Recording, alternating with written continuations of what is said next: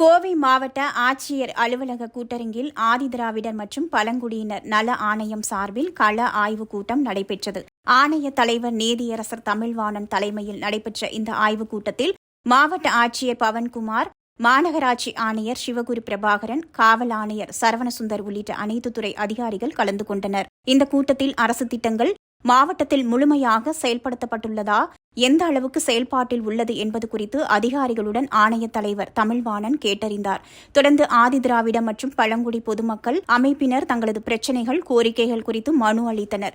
முன்னதாக நலத்திட்ட உதவிகள் வழங்கப்பட்டன. அனைவருக்கும் எங்களது நன்றி கலந்த வணக்கத்தினை உரித்தாக்குகிறோம்.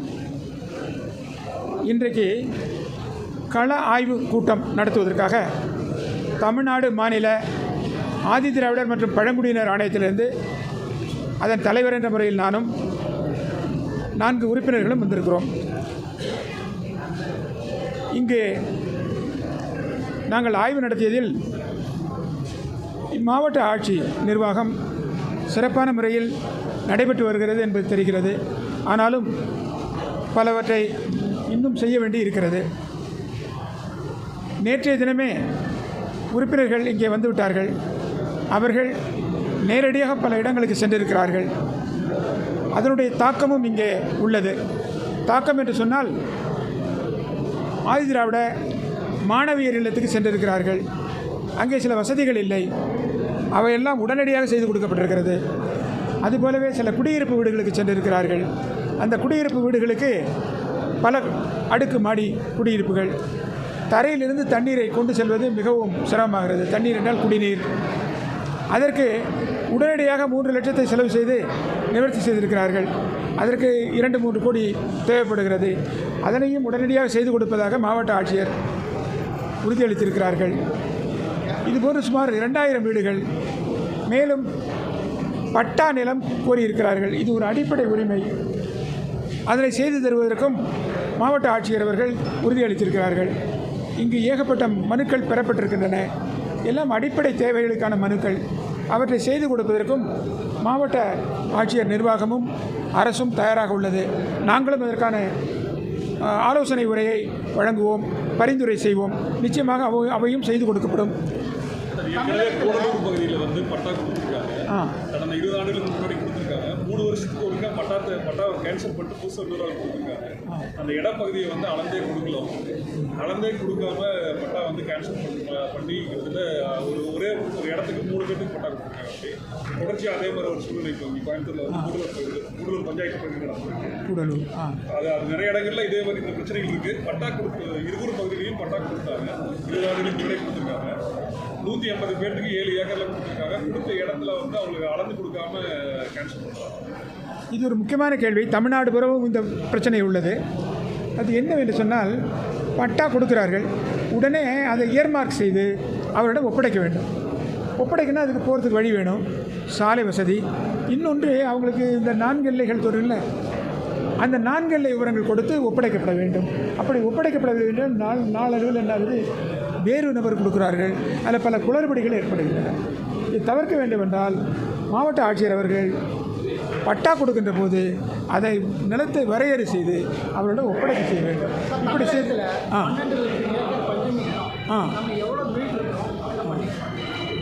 இது ஆமாம். இல்லை, கோயம்புத்தூரில் நம்ம நடவடிக்கை எடுத்திருக்கிறோம்.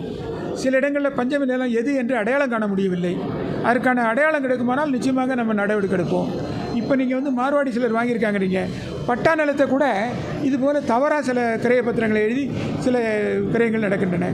இதையெல்லாம் நாம் சட்ட ரீதியாகத்தான் தீர்மானிக்க வேண்டி உள்ளது.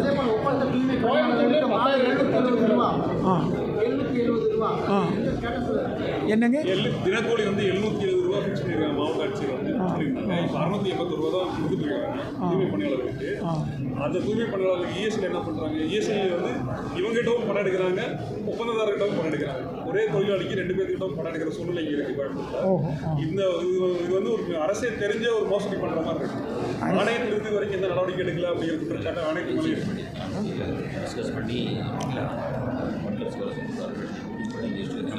ஆணையம் வந்து உட்கார்ந்து தான் சார் அந்த பிரச்சனை சார்ட் அவுட் பண்ணி அதாவது இந்த பிரச்சனை எங்கள் ஆணையத்துக்கு வந்து ஆணையம் அது மாவட்ட ஆட்சியரோடு கலந்து ஆலோசித்து இதற்கு சில அடிப்படை தீர்வுகளை சொல்லியிருக்கிறோம்.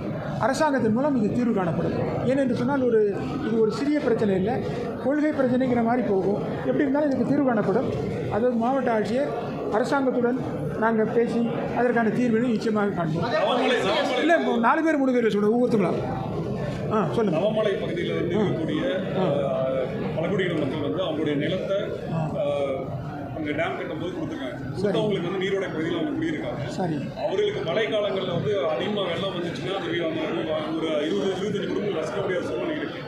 ஆட்சியர்கிட்ட தகவல் சொன்னதுக்கப்புறம் அவங்க தங்குறதுக்கான நடவடிக்கை எடுத்து கொடுத்தாரு. இந்த மழை காலத்தில் பர்மனெண்ட்டாக அவங்க தங்குறதுக்கான இடங்கள் மற்ற மாற்று ஏற்பாடுகள் பண்ணி தரணும். அதே மாதிரி கோபால்சாமி மலையிலிருந்து கீழே வெளியேற்றப்பட்ட பழங்குடியின மக்கள் வந்து அவங்க செட்டு போட்டு முத்தடிவு மாதிரி வாழ்ந்துட்டு இருக்காங்க. அவர்களுக்கு வந்து உரிய இழப்பீடு புயல் காப்பீடு வந்து இதுவரை 20 லட்சம் ரூபாய் குடும்பத்துக்கு கணக்கு சொன்னாங்க. இதுவரைக்கும் கிடைக்கும். இந்த மாதிரி தொடர்ச்சியாக பழங்குடியின மக்கள் புறக்கணிக்கப்பட்டு வர்றாங்க. அதுக்கு ஆணையம் புறக்கணிக்கப்படலை.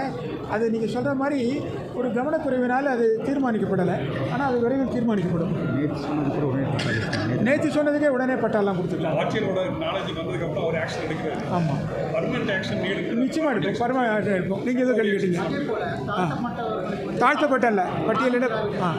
இதனால அது பட்டியலினம் தாட்கோ மூலமாக வந்து லோன் கேட்குறாங்க. ஆமாம். ஆனால் ஃபர்ஸ்ட் இந்தியன் பேங்க் அன்னூரில் அவங்களுக்கு தரமாட்டேன்னு சொல்கிறாங்க.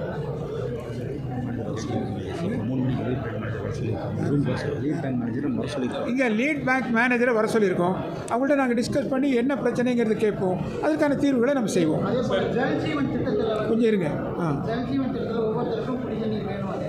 இப்போ இருக்கிற கீழ்நத்தம் பகுதியில் வந்து தண்ணி வந்து தலையில் சம்மந்திக்கு 4 மணி வரைக்கும் போகிறாங்க. அந்த மாதிரி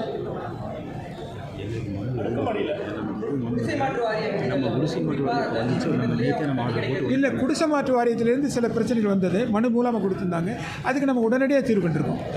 இதே குடிசை மாற்று வீட்டில் உப்படம் பகுதியில் வந்து 120 ஸ்கொயர் ஃபீட் தான் கட்டி கொடுத்துருக்கோம். 320 ஸ்கொயர் ஃபீட் கட்டி கொடுக்க வேண்டிய இடம். அது 120 ஸ்கொயர் ஃபீட் இது அரசாங்கம் சம்மந்தப்பட்டது. வந்து ஒரு கோடி 10 அரசாங்கம் சம்மந்தப்பட்டது. இதை நீங்கள் மனுவாக கொடுத்தீங்கன்னா நாங்கள் அரசாங்கத்துக்கு அதை தெரிவித்து அதற்கான தீர்வை பெற முயற்சிப்போம். வினோத்குமார் வந்திருக்காரு சார். அவர் வந்து ஒரு கம்பெனியில் ஒர்க் பண்ணும்போது கால் எலக்ட்ரிக் ஷாக் அடித்து ஒரு கால் பாதிக்கப்பட்டார். 13 லட்ச ரூபா கோர்ட் ஆர்டர் போட்டுருச்சு. ரெவன்யூ டிபார்ட்மெண்ட்டுக்கு இது வரைக்கும் வாங்கி கொடுக்கல.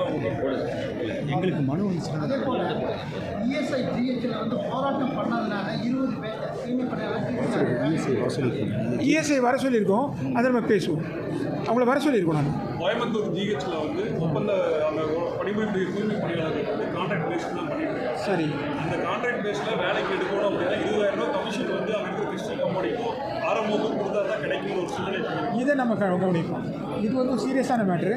இது மாதிரி லஞ்சம்லாம் வாங்க முடியாது. அவங்களே கஷ்டப்பட்டு இருக்காங்க, சம்பளமே குறைவு. இது நம்ம சீரியஸாக இதை நம்ம கவனிப்போம். கோயம்புத்தூரில் பஞ்சப்படியில் எங்கேயும் இருந்து தகவல் அறிமுக நம்பரோட பெட்டிஷன் சார் 10,000 ஏக்கர். ஆமாம், நீங்கள் அதை கொடுங்களேன், அதோட டீட்டெயில்ஸ் கொடுங்களேன், எங்களுக்கு அனுப்புங்களேன். அதோட டீட்டெயில்ஸ் எங்களுக்கு அனுப்புங்க, நம்ம நடவடிக்கை எடுப்போம். இந்த விசவாயினால் பாதிக்கப்பட்டவர்களுக்கு வந்து நஷ்டீடு கிடைக்காம இருக்கு. எதுக்கு விசவாயினால் பாதிக்கப்பட்ட ஒருத்தர் இருந்தார் மோகனசுந்தரம். சரி. ஆமாம். அவருடைய மனைவிக்கு வந்து அரசு வேலை கொடுக்கணும்னு சொல்லி ஜீவன் இருக்கு. ஆனால் அரசு வேலை கிடைக்கல. சரி. அதே மாதிரி அந்த பாஸ்கரன் கூட சேர்ந்தவங்களுக்கு நிவாரணம் வந்து 20 லட்ச ரூபா கொடுக்கணும். இது வரைக்கும் அந்த பணம் அவங்க கிடைக்கும். சரி. ஆல்ரெடி கம்ப்ளைண்ட் அவங்க பண்ணியிருக்காங்க. எந்த வருஷம் நடந்தது? 2024 நடந்தது. பிப்ரவரி 8 நடந்தது. நாளைக்கு அவங்க வர சொல்லி ஒரு கமிஷன் உத்தரவு போட்டிருக்கோம். அதுக்கு பிறகு நடந்ததெல்லாம் கூட நம்ம தீர்வு கண்டிருக்கோம். ஏன்னா அவங்க முயற்சி பண்ணும்போது நம்ம என்ன பண்ணுறோம், இந்த இழப்பீடு கொடுத்துருக்கோம், வேலை வாய்ப்பு எல்லாமே பண்ணியிருக்கோம். இப்போ இவங்க பின்னாடி கொடுத்தாங்க, அது பண்ணுவோம். வர சொல்லி அதே மாதிரி எஸ்சி மாணவர்கள் படிக்கக்கூடிய கல்லூரிகளில் வந்து காலேஜிலிருந்து ஸ்காலர்ஷிப் அப்ளை பண்ணாமல் டிஸ்கன்டினியூ பண்ணது வந்து கோவை மாவட்டத்தில் இந்த வருஷம் 20 பேர் இருக்காங்க. டிசி வாங்கி கொடுக்குறதுக்கு மக்கள் நீதிமன்றம் நாடி தான் டிசி வாங்க வேண்டிய ஒரு சூழ்நிலை தள்ளப்பட்டிருக்கு. சரி, நீங்கள் அதனுடைய டீட்டெயில்ஸ் அனுப்புங்க, நம்ம நடவடிக்கை எடுப்போம்.